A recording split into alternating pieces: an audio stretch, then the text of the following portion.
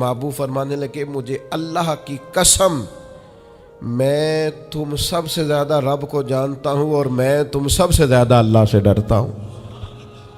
तो जब मैं किसी गुंजाइश पे अमल कर रहा हूँ, जब मैं किसी ज़रूरत पर अमल कर रहा हूँ, तो यहाँ एक दोस्त तशरीफ़ लाए हमारे पास, तो वो हमें मशवरा देने लगे कि आपके यहाँ बच्चों को छुट्टी होती है,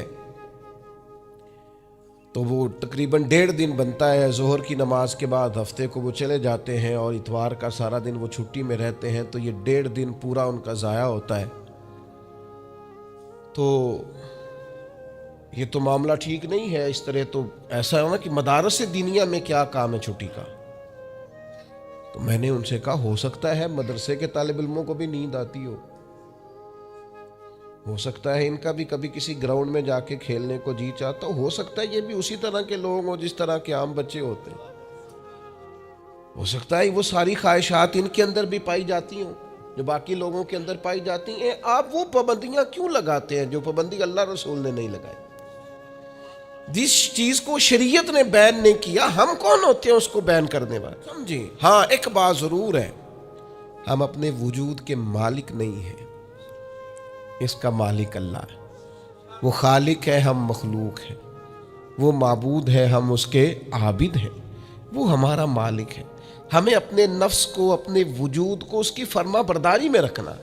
नफ्स के हक का ये मतलब नहीं है कि ख्वाहिश नफ्स में अगर कोई नाजायज़ चीज़ पैदा होती है तो उसकी तकमील के लिए भी हम दौड़ पड़ेंगे। इसकी शरीयत के अंदर इजाज़त नहीं है। इजाज़त इस बात की है कि जिन चीज़ों को शरीयत ने जायज़ करार दिया है, आप अगर उनका हुसूल चाहते हैं, आसानी चाहते हैं, तो आप ज़रूर उनको इख्तियार करें, कोई मना वाली बात नहीं है। मैंने कहा बाज़ लोग ना बाज़ चीज़ों पर शिद्दत करते हैं, यानी नबी करीम अलैहिस्सलाम के साहिबजादा गिरामी हज़रत इब्राहीम अलैहिस्सलाम का विसाल हो गया, तो नबी करीम की आंखों में आंसू आ गए। तो एक शख्स ने हुजूर से कहा, या रसूलल्लाह आप भी रोते? आप तो सब्र का दर्स देते। तो नबी करीम ने फरमाया, ये जो आंसू निकल आए हैं ना, ये बेटे की मोहब्बत की अलामत है।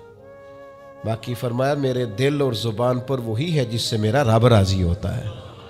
मैं अल्लाह से कोई शिकवा नहीं कर रहा, उसकी तकदीर पर राज़ी हूँ। लेकिन ये कि जो इंसान पर अल्लाह ताला ने कुछ फितरी मोहब्बत रखी, आप उसको भी कबूल नहीं करते बाज़ लोग। तो कुछ लोग बाज़ लोगों पर ज़्यादा शिद्दत करते हैं, बाज़ लोग बाज़ चीज़ों के मामले में ज़्यादा शिद्दत का। हज़रत उमर को नबी पाक ने कुछ नजराना देना चाहा, हदिया देना चाहा। एक है आप किसी से मांगते हैं, एक है कोई आपको देता है। इन दोनों बातों में वो जो तोहफा लेना देना है उसे तो हुजूर ने फरमाया मोहब्बत बढ़ती है। तो हज़रत ये सही बुखारी में मौजूद है, नबी करीम ने कुछ दिया तो हज़रत उमर अर्ज़ करने लगे, नहीं या रसूलल्लाह ज़रूरत नहीं। तो महबूब ने फरमाया, जो बिन मांगे मिले वो तो अल्लाह की तरफ से है। वो एक साहब मुझे कहने लगे, फलां साहब कहते हैं हम चंदा नहीं मांगते। तो मैंने कहा वो ज़्यादा नेक होना चाहते हैं, कोई हर्ज वाली बात नहीं। वो चंदा नहीं मांगते, वो ज़्यादा परहेजगार होना चाहते हैं, ज़्यादा आगे बढ़ना चाहते हैं। वरना नबी पाक ने तो ऐलान किया है कि तबूक पे जाना है, मुजाहिदों को चंदे की ज़रूरत है। ऐलान किया कि नहीं किया रसूल पाक ने? तो आप किसको उलमा की तौहीन का पहलू बनाएंगे? रसूलुल्लाह सल्लल्लाहु अलैहि वसल्लम ने ऐलान नहीं फरमाया? अगरचे मालिक के कुल हैं, लेकिन हुजूर ने ऐलान किया। और कुरान मजीद में तो कुफार ने शिकवा किया है कि रब हमसे मांगता है माज़अल्लाह। इसका माना यह है कि अल्लाह फ़कीर है, हम गनी हैं। या आप 28वें पारे में देख लें कि रब कहता है कर्ज़े हसना दो, तो आप क्या माज़अल्लाह ये आयतें दे के अल्लाह पर तनकीद करेंगे? माज़अल्लाह सुम्मा माज़अल्लाह, नकले कुफर कुफर नबाशत कि अल्लाह लोगों से कहता है मेरे रास्ते में खर्च करो, और एक जगह नहीं जगह जगह कहता है। आप कुछ ज़्यादा नेक होना चाहते हैं, यानी जिस बात का अल्लाह ऐलान कर रहा है, मिम्मा रज़क़नाहुम युनफ़िकून, जो मैंने तुम्हें दिया है मेरी राह में खर्च करो, जिसका हुजूर ऐलान कर रहे हैं। एक शख्स खड़ा होकर कहता जी हो मौलवी चंदे मांगते। ओ खुदा के बंदे, जो काम ऐन किताब और सुन्नत में मौजूद है, तुमको ज़रूरत से ज़्यादा नेक होना चाहते हो तो ये तुम्हारा खुद साख्ता दीन है, ये रसूलुल्लाह का दीन नहीं है, ये तुम्हारा। और लोग हैं कि कह रहे हैं वाह वाह बड़ी बात है। तो इसलिए हमारे वजूद का भी हम पर हक है। चंद एक नफ्स के हुकूक आज बयान करने। सबसे पहला, ہمارے نفس کا ہم پر حق یہ ہے کہ ہم اپنے آپ کو پہچانیں، اپنی صلاحیتوں کو پہچانیں، اپنے اوپر غور کریں۔ قرآن مجید نے ارشاد فرمایا کہ بل الانسان علی نفسہ بصیرہ، فرمایا بلکہ انسان خود اپنے اوپر گواہ ہے، اسے اپنا پتہ ہے، بہانے بنائے تو بات الگ ہے، یہ خود پر گواہ ہے، اسے خبر ہے۔ انسان عالم اصغر ہے، ہم نہ اپنے آپ کو پہچانتے نہیں، ہمیں اپنی خوبیوں کا پتہ نہیں ہوتا۔ یہ جو ہم استاذ کے پاس جاتے ہیں نا، یہ جو ہم مرشد کے پاس جاتے ہیں نا، وہ ہمیں نکھار کے نا تو وہ ہماری خوبیاں ہماری آنکھوں کے سامنے کر دیتے ہیں کہ یہ تمہارے اندر صلاحیت ہے۔ وہ تراش کے نا پتھر کو تو اسے ہیرا بنا دیتے ہیں، وہ نکموں کو کام کا بنا دیتے ہیں۔ وہ کیا کرتے ہیں کہ وہ ہمیں ہمارے اپنے آپ سے آگاہ کر دیتے ہیں، یعنی ہے وہی تیرے زمانے کا امام برحق جو تجھے حاضر و موجود سے بیزار کرے اور موت کی شکل میں دکھلا کے تجھے جلوہ یار زندگی تیرے لیے اور بھی دشوار کرے، وہ جو تیرا جینا اوکھا کر دینا۔ مشکل نہیں میں کہتا، اگرچہ اردو ہے لیکن مشکل اور اوکھا، یہ اوکھا ذرا زیادہ وزنی ہے۔ جو جینا اوکھا کر دے وہ درویش ہوتا ہے، جو تیرے لیے مشکل کر دے۔ بھائی اپنے آپ کو پہچانے، اپنے اوپر غور کریں۔ اللہ تعالیٰ نے بنایا ہے اور بنانے والا کہتا لقد خلقنا الانسان فی احسن تقویم، بنانے والا کہتا ہے میں نے تجھے بڑی بہترین ساخت میں بنایا ہے۔ او انسان میں نے تجھے بڑا ہی سونا بنایا ہے۔ کوئی تیرے ناک پر تنقید کرے تو کرے، تو کہہ تجھے پتہ نہیں یہ چاہت کس کی ہے، میں مرضی سے نہیں بنا، یہ بنانے والے نے بنایا ہے۔ اس نے تجھے سونا بنایا، تو اپنے آپ کو پہچانتا ہی نہیں۔ تو جو ہے نا خدا جانے بلندی ہے کہ پستی پر جہاں میں ہوں وہاں کوئی نہیں ہے۔ تو اپنے قد سے بھی پیار کر، تو اپنے رنگ سے بھی پیار کر، تو اپنے وجود کی ساخت سے بھی پیار کر۔ اور پھر وہ کہتا ہے تجھے بنایا، باقی سارا کچھ تیرے لیے بنایا۔ هو الذی خلق لکم ما فی الارض جمیعا، رب کہتا ہے زمین میں جو کچھ ہے نا میں نے سارا تیرے لیے بنایا، تجھے اللہ رسول کے لیے بنایا ہے، اور باقی زمین میں جو کچھ ہے وہ سارا تو پہچانتا ہی نہیں۔ یہ ہر چیز مسخر ہے تیرے سامنے۔ اتنا بڑا ہاتھی ہوتا ہے اور ایک عام آدمی ہلکی سی چھڑی لے کے اسے چلا رہا ہوتا ہے۔ اونٹ کتنا لمبا چوڑا وزنی ہوتا ہے لیکن ایک عام آدمی اس کے ناک میں نکیل ڈال کے اسے گھما رہا ہوتا ہے۔ کتنی بڑی بھینس ہوتی ہے لیکن چھوٹے سے بچے نے مہار پکڑی ہوئی ہوتی ہے۔ ایک عام آدمی پائلٹ بن کر جہاز پہ بیٹھتا ہے اور منوں ٹنوں کے حساب سے وزن ہے، افراد ہے، لیکن ہواؤں پر سواری کر کے اسے چیرتا ہوا وہ مہینوں کی منزلیں گھنٹوں میں طے کر کے کراس کرتا ہے۔ تسخیر کائنات کے لیے تجھے بنایا ہے، تو سو رہا ہے، تو جاگتا ہی نہیں، تو اپنے آپ کو پہچانتا ہی نہیں۔ اقبال سے کسی نے کہا میں رب تک جانا چاہتا ہوں، تو اقبال کہنے لگے عجب نہیں کہ خدا تک تیری رسائی ہو، پر تیری نظر سے تو پوشیدہ ہے آدمی کا مقام۔ تو بندے کے مقام کوئی نہیں سمجھ سکا ابھی تک، من عرف نفسہ فقد عرف ربا۔ درویش کہتے ہیں جو اپنے آپ کو پہچان گیا وہی تو اپنے رب کو پہچان گیا۔ اپنی قدر کو پہچانے، اپنی اہمیت کو پہچانے۔ آپ کے اندر بڑی صلاحیتیں پنہا ہیں، چھوٹی چھوٹی باتوں میں پریشان ہو گئے، کام نہیں ملتا، کاروبار نہیں چلتا، اور تیرے پاس بڑا کچھ ہے یار، کام نہیں بھی ملتا تو اگر وقتی طور پر کوئی حالات خراب ہے تو اپنا قد کاٹ تو دیکھ، اپنا حسن تو دیکھ، اپنی سوچ تو دیکھ، تفکرات تو دیکھ۔ تجھے بنانے والے نے کوئی کمی چھوڑی نہیں، اس نے کمال کر دیا ہے، قدرت نے رنگ بھر دی ہے تیرے وجود میں۔ کبھی تو اپنے رب کے شاہکار ہونے کی نظر سے اپنے آپ کو دیکھے، تجھے اپنے آپ سے پیار ہو جائے، تجھے اپنے آپ سے محبت ہو جائے۔ وہ میں کبھی تنقید کیا کرتا تھا کہ یہ جوان شیشوں اور آئینوں کے سامنے بڑی دیر تک کھڑے رہتے ہیں، تو ایک دن ایک سادے سے بزرگ مجھے کہنے لگے یہ جو آئینے کے سامنے کھڑا ہے نا، یہ بھی رب کی تخلیق کوئی دیکھ رہا ہے، یہ کہہ رہا ہے کریم نے کمال نہیں کر دیا مجھے بنانے والا، آج نہیں کر دی؟ کیا حسن کے جلوے، کیا خوبصورتی اور کیا نورانیت اس نے پیدا کی ہے انسانی، اور پھر یہ جو دیا بن مانگے دیا۔ ایک بات یہ کہ اپنے نفس کو پہچانے، اور دوسری بات یہ ہے کہ عزت نفس کا بھی خیال کریں، اپنے آپ کو رسوا نہ کریں۔ اللہ نے عزت دی ہے تو اپنے آپ کو ذلت کی جگہ پر کھڑا نہ کریں، تہمت والی جگہ پہ اپنے آپ کو کھڑا نہ کریں، کبھی بھی اپنے آپ کو اتنا کمزور نہ کریں۔ جھکنا ہے رب رسول کے سامنے، بلا وجہ دنیا داروں کے، سیٹھوں، نوابوں کے اور وزیروں مشیروں کے سامنے اپنے آپ کو رسوا نہ کریں، کسی کی گاڑی کے پیچھے بھاگ کے اللہ کی دی ہوئی شان کو کمزور نہ کریں، ذلت کی جگہ پہ اپنے آپ کو کھڑا نہ کریں۔ شریعت اسلامیہ نے مومن کا وقار کیا بیان کیا ہے؟ رب کریم نے فرشتوں سے جب مشورہ کیا تھا نا بندہ بنانے کے لیے، انسان کی تخلیق کے لیے، تو وَإِذْ قَالَ رَبُّكَ لِلْمَلَائِكَةِ إِنِّي جَاعِلٌ فِي الْأَرْضِ خلیفہ، اللہ نے فرشتوں سے فرمایا میں زمین پہ اپنا نائب بنانا چاہتا ہوں۔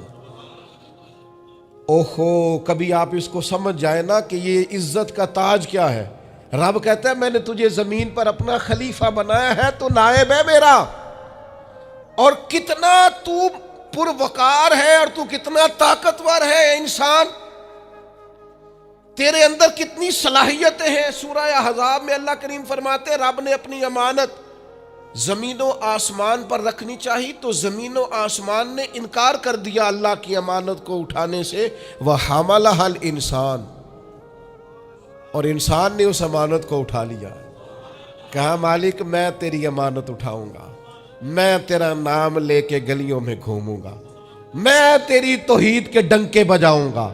حضرت انسان نے کہا میں تیرے نام کے نعرے لگاؤں گا، میں تیری عبادت کروں گا، میں تیرے لیے نکلوں گا، میں تیرے لیے خیرات کروں گا، میں تیرے رشتے میں اپنی صلاحیت۔ وَحَمَلَهَا الْإِنسان، انسان نے امانت اٹھائی اور کہا مالک میں نکلوں گا تیرے نام کی سربلندی کے لیے، میں تیرے نام پر جہاد کروں گا، اگر جان دینی پڑی تو دعائیں مانگ مانگ کے کہوں گا مالک میں تیرے رستے میں شہید ہونا چاہتا ہوں۔ اللہ کی امانت کو حضرت انسان کیوں اپنے آپ کو رسوائی والی جگہ پہ کھڑا کرے، کیوں کمزور کرے؟ بہت پہلے کہا تھا، فقیر آدمی ہوں، جو باتیں کہتا ہوں کوشش کرتا ہوں سوچ سمجھ کے کہوں۔ بہت پہلے کہا تھا میں نے کہ جو اپنی برادری کو بڑا جانتا ہے اس کی زیادتی نہیں، زیادتی اس کی ہے جو اپنی برادری کو سب سے چھوٹا جانتا ہے۔ تو بڑا نالائق ہے، تو کہتا ہے میں چھوٹی برادری میں پیدا ہوا ہوں، تو مرضی سے پیدا ہوا ہے، یہاں تجھے تیرے رب نے پیدا کیا ہے۔ جو ماں تیرے، میں نے ایک دفعہ کہا کچھ دوستوں سے، کہنے لگے کدھر جا رہے ہیں؟ میں نے کہا اپنے والد صاحب کے مزار پہ۔ کہنے لگے پیر تھے؟ میں نے کہا نہیں۔ عالم تھے؟ میں نے کہا نہیں۔ کسی بہت بڑے ادارے میں کسی صدر نشین کی سیٹ پہ بیٹھتے تھے؟ میں نے کہا نہیں، وہ ٹریکٹر پر بیٹھ کر کھیتوں میں ہل چلاتے تھے، شام کو بھینسوں کا دودھ دھوتے تھے، وہ کسان تھے، وہ محنت کرتے تھے، پھر وہ تاجر تھے، تھوڑی سی تجارت کرتے تھے۔ لیکن مجھے اگر کوئی کائنات میں پوچھے گا نا خوش نصیب کتنے ہو، تو میں کہوں گا میں نے اس طرح کا باپ نہیں دیکھا جس طرح کا اپنا باپ دیکھا، اس لیے کہ میری شخصیت میں اگر کوئی نکھار ہے تو سب سے زیادہ رنگ میرے ابا جی کے بھرے ہوئے، تو میں کیسے انکار کروں؟ سب سے زیادہ ان کے دیے ہوئے رنگ ہیں شخصیت کے اندر، ماں باپ کے۔ او بھائیوں، ناز کے ساتھ زندگی گزاری جاتی ہے، کبھی اپنے آپ کو رسوائی والی جگہ پہ کھڑا نہ کریں، کبھی اپنے آپ کو کمزور نہ کریں، مضبوط رہیں، طاقتور رہیں۔ اور تیسری بات، ایک تو اپنے نفس کو پہچاننا ہے، دوسرا اپنی عزت کرنی ہے۔ کس کی عزت کرنی ہے؟ اپنی عزت کرنی، تکبر نہیں کرنا، اپنی عزت کرنی ہے۔ عربی کے کسی شاعر نے کہا تھا جو اپنی عزت نہیں نہ کرتا اس کی عزت بھی کوئی نہیں کرتا۔ اب وہ آپ نے ایک عام محاورہ سنا ہوگا، اپنی عزت بندے کے اپنے ہاتھ میں ہوتی ہے۔ اس کا معنی کیا ہے؟ آپ کبھی بھی کوئی ایسا کام نہ کریں جس سے آپ کی ذلت ہو، آپ اپنی عزت کریں، آپ اپنی تکریم کریں، آپ اپنے وقار کو بلند رکھیں، آپ کبھی بھی اپنے لہجے کو، معیار کو کمزور نہ ہونے، آپ فکری توانائی کا ہمیشہ مظاہرہ کریں، طاقتور رہیں، کمزور نہ پڑے کبھی بھی۔